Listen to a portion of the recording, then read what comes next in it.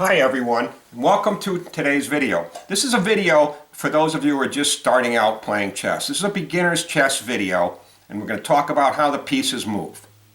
In a chess game, each side has 16 pieces. There's a set of light-colored, whitish pieces, sometimes just white, and a set of 16 dark-colored black or some variation on black pieces. In this set, it happens to be dark red. There are 6 different kinds of chess pieces. There's the king, it has the cross on the head. There's the queen, that has the crown on the head.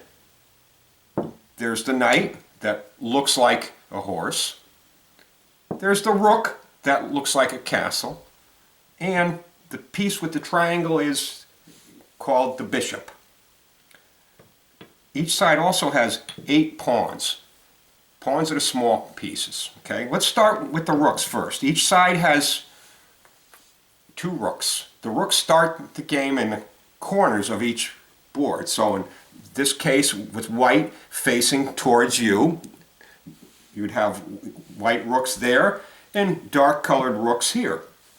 The rook moves any number of spaces where there's not another one of its pieces, up and down and sideways. So it can go here, here, here, here, here, here, here. If it starts here, it can go here, here, here, here, here, here, here. Any number of clear spaces where there's not another one of your pieces. If there's an opponent's piece, let's say there's a black pawn, a red pawn here, the rook could capture that pawn. You would capture the piece, take it off the board. Rooks move up and down, sideways, forwards, and back, as long as there's not another one of its own pieces in the way. Next, we're going to look at the piece with the triangle on top called bishop. Each side has 2 bishops, okay? They go 1 square away from each rook. One stays on the light colored squares diagonally. Bishops only move diagonally any number of squares where there's not another one of its own pieces. And the other bishop stays on the dark colored squares diagonally again where there's not another one of its pieces. So if there's a white pawn here, he can't move here, but he can move here, here, here, here, here. If there happens to be a black piece on a square, he can capture the piece, takes it off the board. Bishops, like rooks, cannot jump over any other piece. Bishops are able to move forwards and backwards, but they move diagonally. One stays on the dark diagonal squares and the other stays on the light diagonal squares. Next, we have the queen. We each have 1 queen. Our queen is our most powerful piece because the queen can move any number of squares in any direction. The queen starts on the square of color in the middle of the board. So if we have a white or a light colored queen, it starts on a white or a light colored square. If we have a black or dark colored queen, it starts the game on a dark colored square. Okay? The queen can move any number of squares in any direction. Sideways, again, where there's not another piece, so the queen can't move here because there's already one of its own pieces on the square. Queen can move sideways, up and down like the rook, sideways like the rook, diagonally like the bishop, any number of squares where there's not another one of its pieces. So if there's a white pawn here, the queen can't move here. Queen in this case can only move here, here, here, here, here, here, here, here, here, here, and here. Next to the queen is the king. King has the cross on it.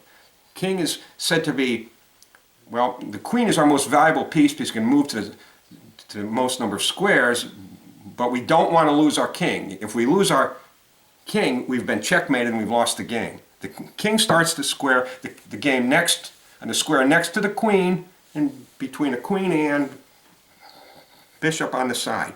The king can move any number of, can move one square in any direction, while the queen can move any number of squares in any direction, but is not one of its own pieces. The king can only move one square in any direction, where there's not another one of its pieces. Okay? In between the bishops and the rooks are the knights. Okay? Now our knights are a very odd piece in terms of its movement. The knight is the only piece that can jump over another piece, and it moves in a very unusual capital L shape. So it moves two squares in one direction and then one square in one of the other directions, either here or here. And it can move 1, 2, 1 here. Notice it jumps over two of its own pieces. It can move 1, 2, 1 here, 1, 2, 1 here. If the knight were to start in, let's say, the middle of the board, again, by moving like a capital L, it can move 1, 2, 1 here, 1, 2, 1 here, 1, 2, 1 here, 1, 2, 1 here, 1, 2, 1 here, 1, 2, 1 here, 1, 2, 1 here, and 1, 2, 1 here, and 1, 2, 1 here. I think I had that one missed. And as I said before, the knight is the only piece on the board that can jump over another piece. So in this case, if it's white's turn, the white knight could jump over this pawn by going 1, 2, 1, or jump around it really, or 1, 2, 1 here.